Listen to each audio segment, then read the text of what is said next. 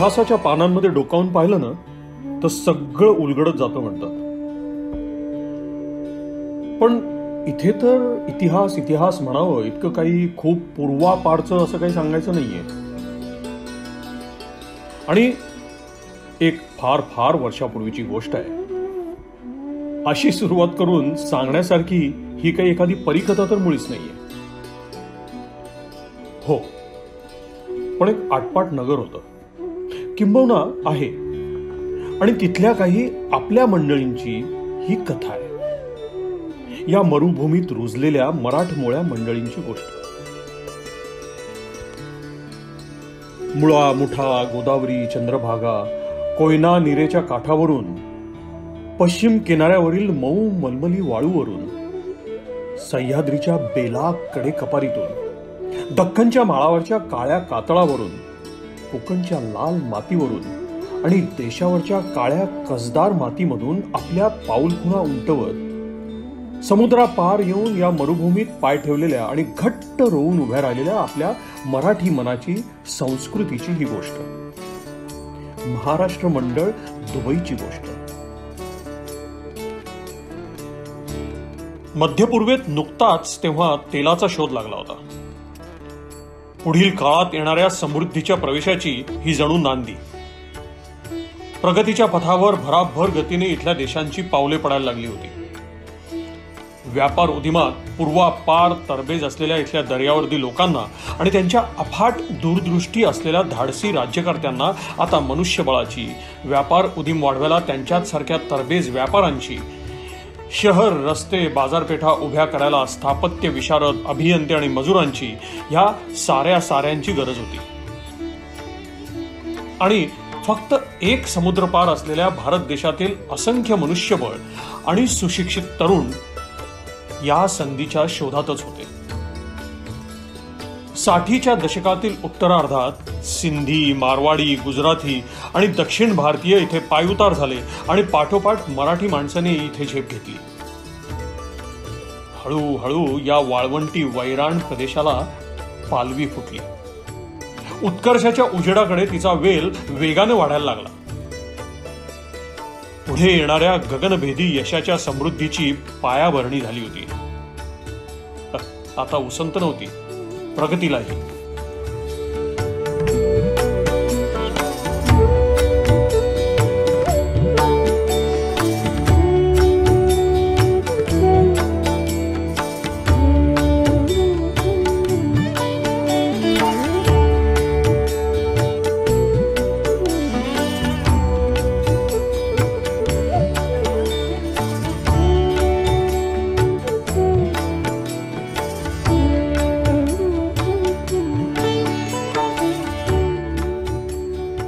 सत्तरीच्या दशकाच्या उत्तरार्धात बराच मराठी माणूस इथे जमा झाला.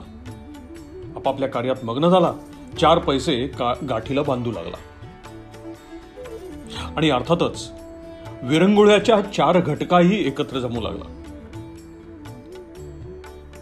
तसा कोणताही उत्सव म्हटलं की भारतीयाच्या उत्साहाला उधाणे येतच. आणि मराठी माणूस तर उत्सवातच रमणारा. मग परक्या देशात येऊनही उत्सव साजरा करताना कशाला हात आखडता घेईल. इथेही नेमकं हेच घडलं. गणेश उत्सव वर्षभरातील पहिल्या मानाचा सोहळा. महाराष्ट्र मंडळाच्या पहिल्या गणरायाची अनेक वर्षापूर्वी झालेली प्रतिष्ठापना मांडव वगैरे टाकून एका शाळेच्या प्रांगणात झाली होती. तेव्हा झालेलं उत्सव मूर्तींचं आगमन, अवतरलेले गणराय पुढील येणाऱ्या अनेक दशकांच्या सोहळ्याची, उत्सवाची, कार्यक्रमांची मुहूर्तमेढ रोवून गेले. ती परंपरा तेवढ्याच किंबहुना वर्षागणिक कलेकलेनं वाढत जाणाऱ्या उत्साहाने अजूनही साजरी होते.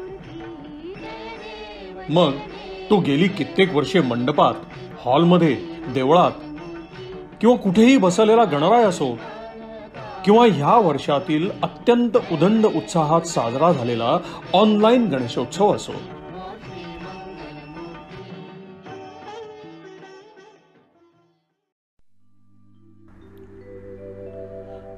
वाड्याचा, गल्लीचा चाळीचा, सोसायटीचा, गावाचा, संस्थेचा किंवा चौकातल्या 4 जणांनी एकत्र येऊन केलेला कोणताही सार्वजनिक उपक्रम असो, कार्यकर्ता होणं आणि त्यात झोकून देऊन काम करणं हा मराठी माणसाचा स्थायी भाव. मग तो देशात असो वा परदेशात उफाळून येणारच. दुबई महाराष्ट्र मंडळाच्या 4 दशकात त्यामुळे दरवर्षी नवीन कार्यकारिणी समिती पुढाकार घेऊन कार्यमग्न होण्यात अजूनही खंड पडलेला नाही. 70च्या सुरुवातीला पहिली समिती नेमली गेली तेव्हापासून ते आज तागायत या परंपरेला छेद गेलेला नाही. अगदी सध्याच्या कोविड महामारीमुळे सुद्धा नवीन समिती, नवा गडी, नवे राज्य, नवीन विचार, नवीन कल्पना घेऊन दरवर्षी येणाऱ्या या कार्यकर्त्यांनी कधीही मूळ मंडळाच्या संहितेला धक्का दिला नाही की मंडळाच्या परंपरेला डळमळीत केलं नाही. 4 दशकांपूर्वी भक्कम पायावर उभ्या केलेल्या या इमारतीवर प्रत्येक वर्षी नवीन नवीन इमले या समित्यांनी चढवले आणि म्हणूनच ती एक परंपरा म्हणून मिरवली जात आहे आणि पुढेही अशीच मिरवली जाईल.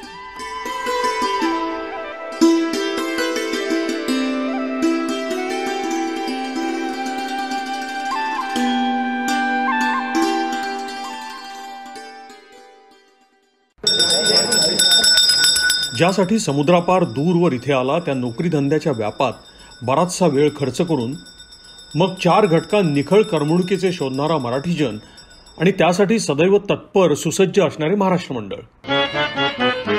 काव्यशास्त्र, साहित्य, कला या आनंदाचे डोही अखंड डोंबणारा, मराठी संस्कृती, कलाविष्कार व कलावंतांची कदर करणारा मराठी माणूस पृथ्वी तलावर न भेटेल तर नवलच. प्रसंगी इतर खर्चाला काट देऊन नाटक, सिनेमा, गाण्याला जाणारा मराठी रसिक परदेशातही हा गुण कसा सोडेल? मंडळाच्या 4 दशकांच्या कारकिर्दीत मग अनेक दिग्गज कलावंत दुबई मंडळाच्या कार्यक्रमात हजेरी लावून गेले, यात आश्चर्य काहीच नाही. स्वतः पुलंपासून ते अलीकडच्या छोट्या मोठ्या लेखकांपर्यंत, विंदा, बापट, पाडगावकर, सुधीर मोघेंपासून संदीप खरेंपर्यंत, पंडित भीमसेनांपासून राहुल देशपांडेंपर्यंत, प्रभाकर पणशीकर, तोरणमल, डॉक्टर लागूंपासून ते प्रसाद ओग, आनंद इंगळे, अमेय वाघपर्यंत, दया डोंगरे, भक्ती बर्वे, वंदना गुप्तेपासून गिरिजा ओक, मृण्मयी देशपांडेपर्यंत आणि अरुण दाते, वाडकर, रवींद्र साठे, अनुराधा मराठेपासून विभावरी, ऋषिकेश केतकीपर्यंत सारे महान, थोर, छोटे मोठे कलावंत महाराष्ट्र मंडळाच्या व्यासपीठावरून रसिकजनांना रिझवून गेले. शेकडो कार्यक्रम झाले असतील, असंख्य मैफिली जमल्या असतील, अनेक नाटकांनी रंगमंच उजळले असतील. ह्या सगळ्या गुणी, ज्येष्ठ, श्रेष्ठ, समृद्ध, परिपूर्ण कलावंतांचे आम्ही सदैव ऋणी आहोत.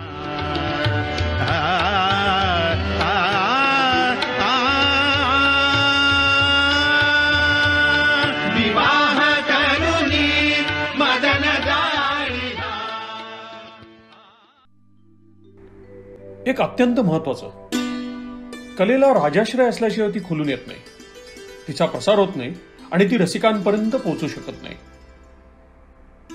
महाराष्ट्र मंडळाच्या या कलाविष्कारांना प्रायोजकांनी वेळोवेळी केलेली अमूल्य साथ म्हणूनच बहुमूल्य आहे.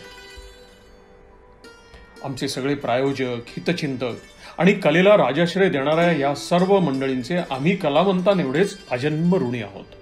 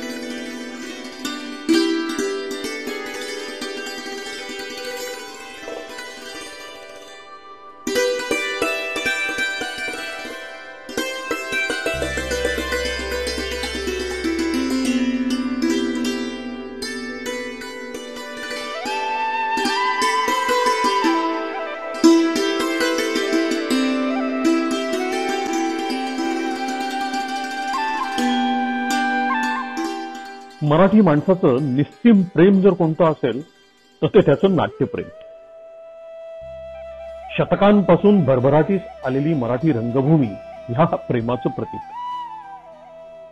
नाट्यवेड्या मराठी मनाला रिझवण्यासाठी महाराष्ट्रातून अनेक नामवंत कलाकार आपली नाट्य कलाकृती इथे दुबईत सादर करून गेले.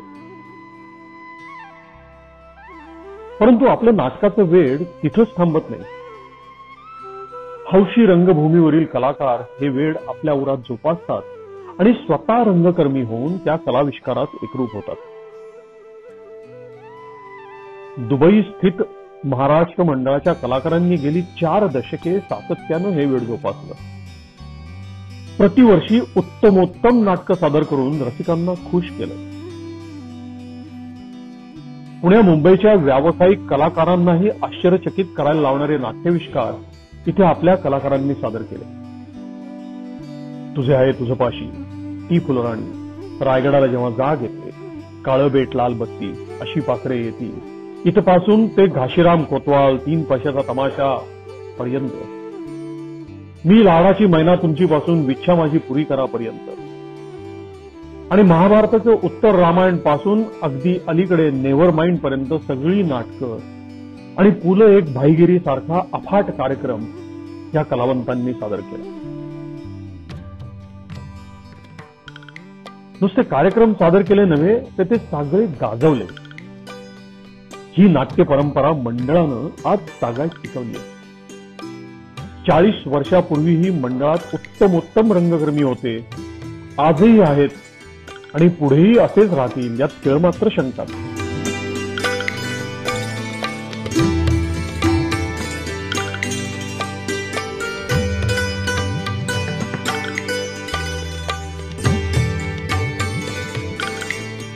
हौसेला मोल नाही आणि सणवार साजरे करण्यास मराठी माणूस कधीच कमी पडत नाही.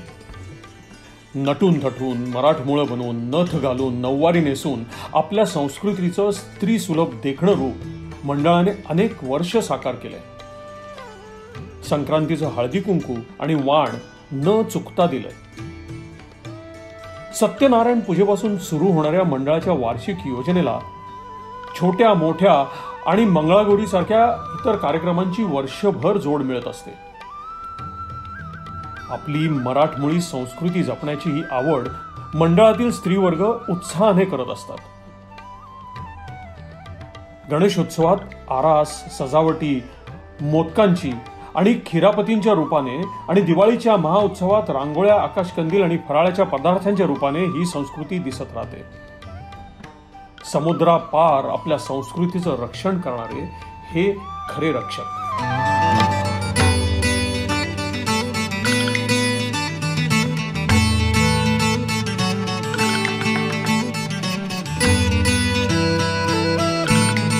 केवळ सण समारंभ, जेवणावळी आणि उत्सवाच्या उधाणावर मंडळ कधीच थांबलं नाही.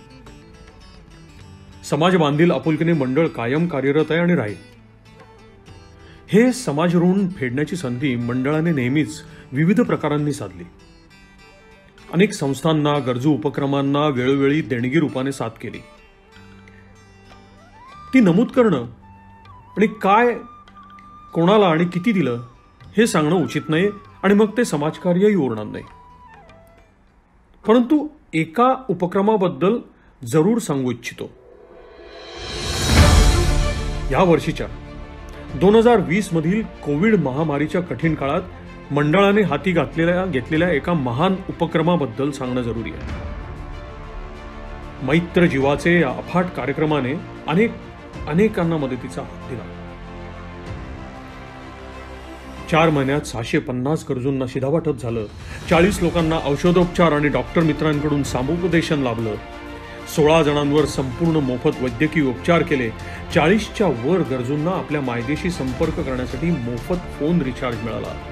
364 गरजू प्रवासी भारतात चार्टर्ड विमानाने परत जाऊ शकले आणि त्यातील 40 जणांचा संपूर्ण प्रवास खर्च मंडळाने या कार्यातून केला. सर्वांच्या एकत्रित सदिच्छा, ऊर्जा, जिव्हाळा, माणुसकी, सामाजिक बांधिलकी, निर्हेतुक कार्याची कळकळ आणि सर्वात महत्वाचं म्हणजे उरात जपलेली दुसऱ्यासाठी झोकून देण्याची सद्वृत्ती, या सगळ्यातून घडलेलं मैत्र भावनेतून साकार झालेलं एक प्रचंड कार्य. भूता परस्परे पडो मैत्र जीवाचे. भूतलावरील सारे एकमेकांचे जीवाभावाचे मित्र होवोत या पसायदानातील ज्ञानेश्वर माऊलींच्या स्वप्नाची पूर्ती अशा सत्कार्याने होईल यात तिळमात्र शंका नाही. मैत्र जीवाचे नावाच्या या अफाट सेतुबंधन कार्यक्रमात तन मन आणि धन अर्पून समग्र सहभागी झालेल्या दुबई महाराष्ट्र मंडळातील आमच्या शिलेदारांचं मनापासून अभिनंदन आणि त्यांना त्रिवार अभिवादन.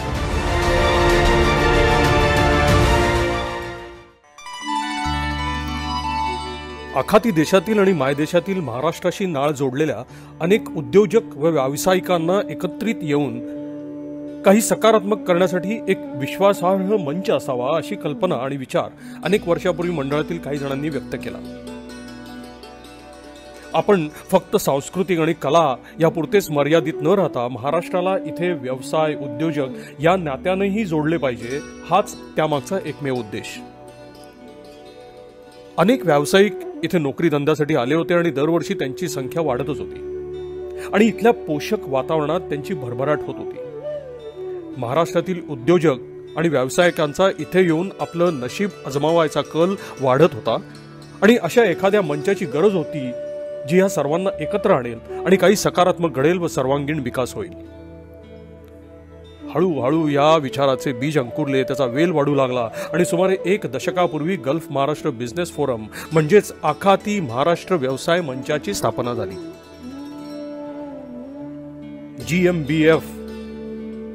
GMBF ने आपला विस्तार झपाट्याने केला. सुमारे 500हून अधिक उद्योजक, लघु उद्योजक, तंत्रज्ञ, शास्त्रज्ञ, वैद्यकीय तज्ञ, अभियंते आणि आपापल्या क्षेत्रातील नावाजलेले व्यावसायिक हे आज घडीला या मंचाचे सभासद आहेत. GMBF ग्लोबल नावाने महाराष्ट्र आणि आखाती देशात आणि जगभर आता प्रसिद्धी पावलेल्या या मंचाचे रूप आता खरोखरच विराट होऊ घातलं आहे.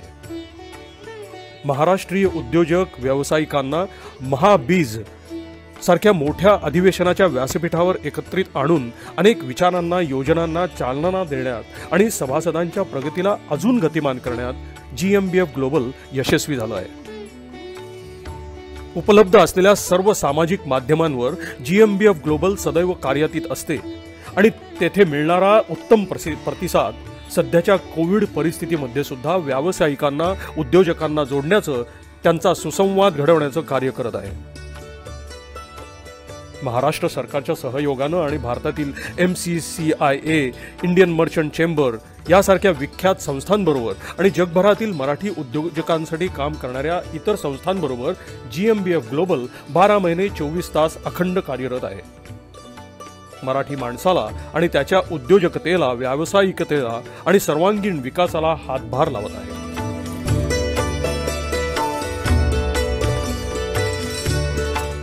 तुम्हाला हे सांगितलं तर कदाचित विश्वास बसणार नाही. दुबईमध्ये चक्क एक मराठी शाळा आहे. हो, मराठी शाळा. इथल्या मुलांना त्यांच्या नेहमीच्या शाळेत इंग्रजी, अरेबिक, हिंदी आणि इतर विदेशी भाषा शिकायला असतातच, पण आपल्या माय मराठीचं काय? ती कशी आणि कुठे शिकणार?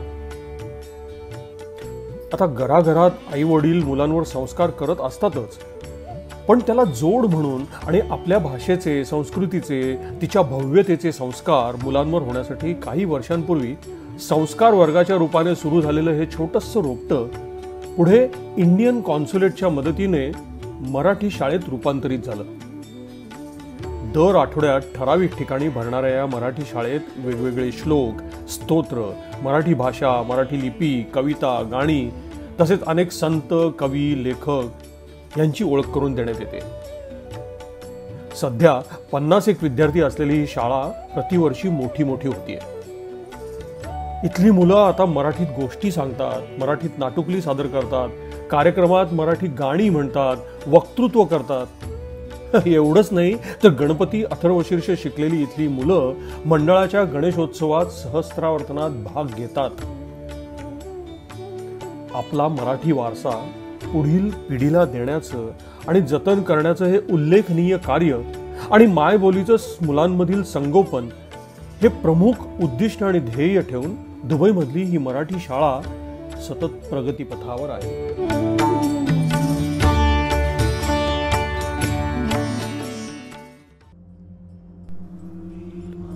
माणूस गरज म्हणून ऐहिक सुखाची प्राप्ती करून घेतो आणि ती गरज कधीच संपत नाही, कारण त्याने मनाची शांतता साधली जात नाही. ती शांतता मिळवणे आणि प्रारब्धाने लाभणाऱ्या मनुष्य देहात असताना सद्विचार, सदाचरण, निष्काम कर्माचरण, भक्ती, ज्ञान, वैराग्य, ईश्वर सेवा, जीवसेवा हीच ईश्वर सेवा आणि मी कोण हे जाणणे हे सारे परमार्थाचे पैलू. ते जाणून घेऊन त्याचा सतत अभ्यास करण्यासाठी व ह्याची देही ह्याची डोळा भोगू मुक्तीचा सोहळा हा उद्देश समोर ठेवून 1989 मध्ये दुबई महाराष्ट्र मंडळातील काही व्यक्तींनी दासबोध अभ्यास वर्गाची वाटचाल सुरू केली. 2001 पर्यंत मोठे स्वरूप साध्य केलेल्या या सद्मार्गावरून दासबोध अभ्यासाचा हा उपक्रम साधकांना घेऊन वेगाने मार्गक्रमण करू लागला. कोणा एकाचे घरी साप्ताहिक सुट्टीचे दिवशी होणारा हा अभ्यास वर्ग म्हणजेच सामूहिक वाचन आणि त्यावर जाणकार व्यक्तींचं निरूपण असा कार्यक्रम तेव्हापासून अखंड चालू आहे. अगदी सध्याच्या कोविड परिस्थितीतही तो ऑनलाईन स्वरूपात होतो आहे. त्या व्यतिरिक्त या वर्गातर्फे वेळोवेळी मार्गदर्शनासाठी भारतातून थोर प्रवचनकार, कीर्तनकार यांना बोलवून प्रवचने, कीर्तने यांचे आयोजन संत महंतांच्या पुण्यतिथी सोहळ्याच्या व इतर उत्सवांच्या निमित्ताने केले जाते. एकूणच आपला प्रपंच योग्य पद्धतीने करावा, पण त्यात आसक्ती ठेवू नये आणि विवेकाने आयुष्यात वाटचाल करावी हा समर्थ रामदास स्वामी व इतर संतांचा उद्देश समजावून घेण्याचा हा एक प्रयत्न. त्यासाठी काही सांडावे लागत नाही, काही मांडावे लागत नाही, एक विचार शोधून पाही म्हणजे कळे. जय जय रघुवीर समर्थ. गजर